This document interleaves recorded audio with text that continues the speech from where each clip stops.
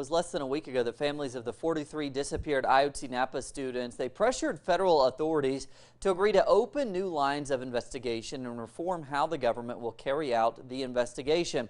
Yet even with the new commitments, sharp criticism by independent investigators and rights defenders continue there. Our correspondent Clayton Kahn now reports.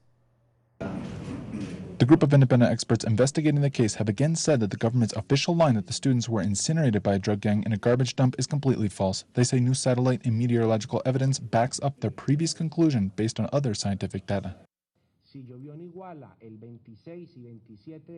If it rained in Iguala on September 26 and 27 of 2014, and nobody saw a fire in the community of Cocula on those days, the independent group of experts considers that this analysis supports the revelation in its report.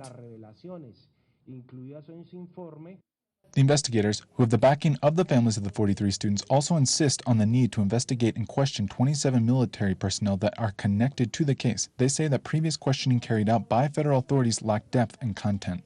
No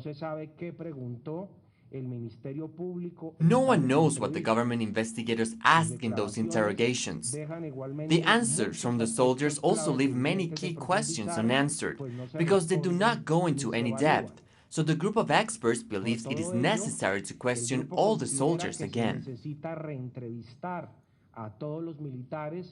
Human rights defenders say the government's consistent denial to allow the investigators access to the soldiers speaks for itself. This rights defender in particular says this refusal, coupled with proposed legislation that is supposed to penalize the act of forced disappearance, may provide the authorities with a way of avoiding any responsibility. The entire government wants, through a new law, to erase the past and say, well, let's create this new law, and from there on, it is like erasing the past and starting from zero. The government says its new investigation will be completed by April next year, and that it will give the independent experts oversight over the process and keep the families constantly informed. Clayton Kahn, Sur, Mexico City.